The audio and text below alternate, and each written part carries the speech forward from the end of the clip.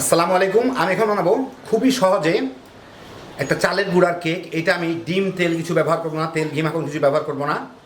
ডিম তেলের যা দাম, যারা কম পয়সায় একটু কেক বানাইতে চান এটা বানাই নিতে পারেন। আমি চুলায় বানাবো, ওভেনও লাগবে না। খুব সহজ তৈরি করা, খাইতে দারুণ মজা, দেখতে যেমন সুন্দর, বাচ্চা কাচ্চারা খুবই পছন্দ করবে। তো আসেন দেখি শুরু করা যাক। আমি এখানে 2 কাপ চালের গুঁড়া নিছি। এর সাথে আমি 1 টেবিল চামচ ইস্ট দিব, ড্রাই ইস্ট, 1 চিমটি লবণ,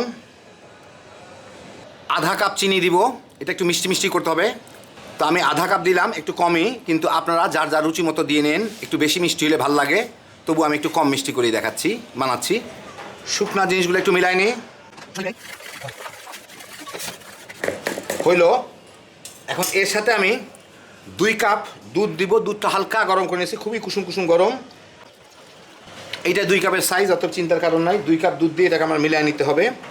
চালের গুঁড়া প্রথমে একটু পাতলা দেখা গেলেও পরে কিন্তু এটা পানি টানবে। আরেকটা জিনিস দিয়ে এর মধ্যে ফ্লেভার, সেটা হচ্ছে আমি এখানে প্রায় 2 চামচের মতো ভ্যানিলা ফ্লেভার এসেন্স দিব। এখন দেখতেছেন পাতলা, এটা কিন্তু কিছুক্ষণের মধ্যেই সুজির মতো পানি টেনে, দুধগুলা টেনে ঘন হয়ে যাবে এটাকে। যাই হোক, একটু ভালো মতো মিলাই দিই যাতে ইয়েগুলো না থাকে, দলা দলা কোনো না থাকে। এখন একটু খেয়ে দেখে নেওয়া ভালো চিনির টেস্টটা যাতে ঠিক আছে কিনা, চিনি লবণের।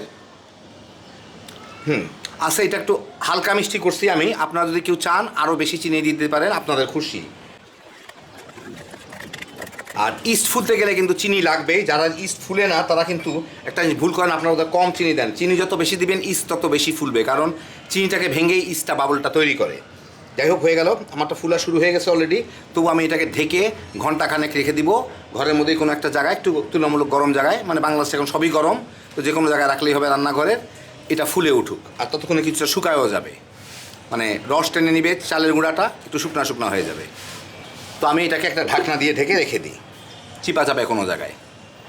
ঘন্টাখানেক পরে দেখেন ফুলে এই অবস্থা, ডবল হয়ে গেছে। আর এই দেখেন একদম শুকায় গেছে। এই যে দেখেন ভিতরে বাবলগুলা কিন্তু শুকায় গেছে, যদিও নরম আছে, কিন্তু এই নরমে হবে না, আরেকটু পাতলা করতে হবে এটাকে, যাতে না এই নরমে হবে না।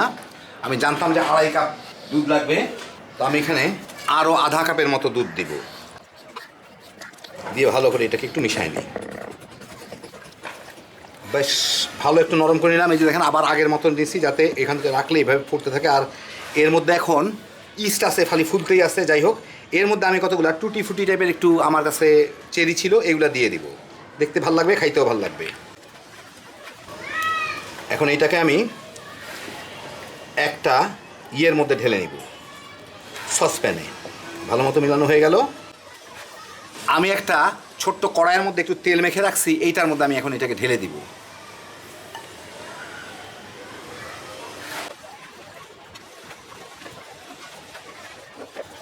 করে নিই যাতে সমান হয়ে যায়।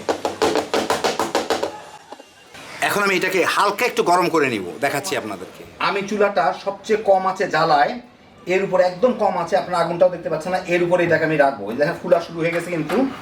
আর এর উপরে আমি 5 সেকেন্ডের জন্য রাখবো। আর এর উপরে আমি একটা স্টিলের ঢাকনা দিয়ে দিচ্ছি, যে ঢাকনাটা এর থেকে বড়, কিন্তু মুখে মুখে বসে, যাতে অতিরিক্ত পানিগুলো পাশ দিয়ে পড়ে যায়। আপনাদের সাথে কথা বলতে বলতে 5 সেকেন্ড হয়ে গেল, আমি চুলাটা বন্ধ করে দিই। তো এখন এইভাবে আমি এটাকে রেখে দিব অন্তত পক্ষে 20 মিনিট। মানে আমি জাস্ট এই পাত্রটা গরম করে নিলাম আর কি, এটা একটু গরম করে, হালকা গরম করে নিলাম। 20 মিনিট রাখলে এটা একটু মোটামুটি ফুলে যাবে। তারপরে আমি এটাকে জাল দিব। প্রায় 15-20 মিনিট পরে দেখেন এই অবস্থা, প্রায় ফুলে আসতেছে। এখন আমি আর দেরি করবো না, আমি চুলাটা জ্বালায় দিই। জ্বালায় চুলার জালটা একদম কমে রেখে আমি এটাকে প্রায় মিনিট 20-এর মতো, 15-20 মিনিটের মতো জাল দিব। মাঝে 2-একবার উঠায় দেখবো অন্তত 10-12 মিনিট পরে। এখন এটাকে আমি ঢেকে দিই, খুব কম আছে, হালকা আছে, আমি এটাকে জাল দিব। মানে আমার চুলার সবচেয়ে কম আছে। 20 মিনিট পরে এই যে দেখেন এইটার এই অবস্থা, উপর দিকটা মোটামুটি একটু শক্ত হয়ে গেছে।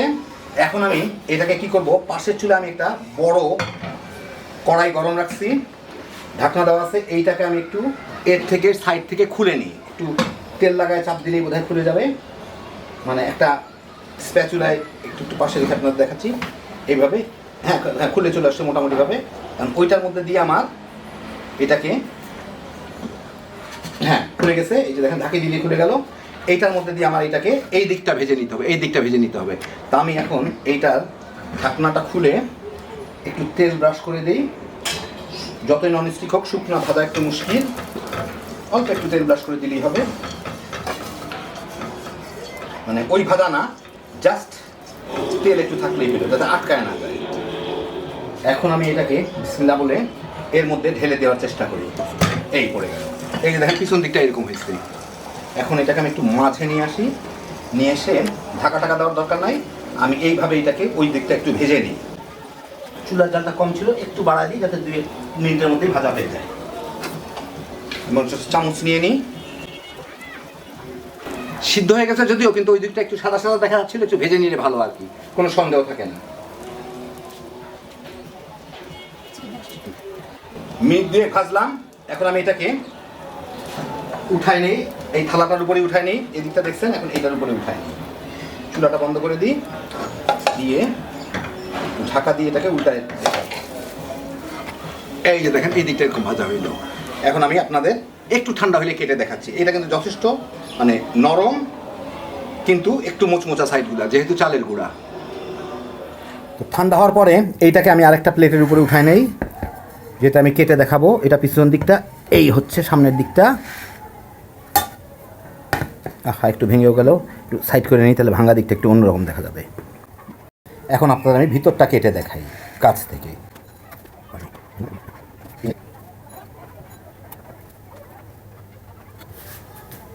এই দেখেন ভিতর দিকটা, এখন আমি হাতে উঠে দেখাতে পারি আপনাদের। এই যে দেখেন ভিতর দিকটা,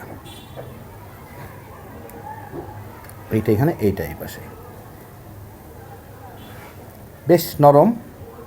এই চালের গুঁড়াটা আমি কিনছি স্থানীয় যারা চাল মশলা টশলা ভাঙায় তাদের কাছ থেকে। সবচেয়ে কম দামি আতপ চালের শুকনা গুঁড়া। আপনাদের বাসায় কারো বেঁচে যাওয়া চালের গুঁড়া যদি থাকে, শীতকালে যেটা পিঠার জন্য বানাইছিলেন সেটা দিয়ে বানিয়ে নিতে পারেন। আমি ডিম, ঘি, তেল, মাখন কিছু দিলাম না, আপনার পছন্দ মতো দিয়ে নিতে পারেন। কিন্তু এটা খাইলে বোঝাই যায় না যেগুলো দেওয়া হয় নাই। বাচ্চা কাচ্চারা খুবই পছন্দ করবে, একটু মিষ্টিটা বাড়ায় দিয়েন।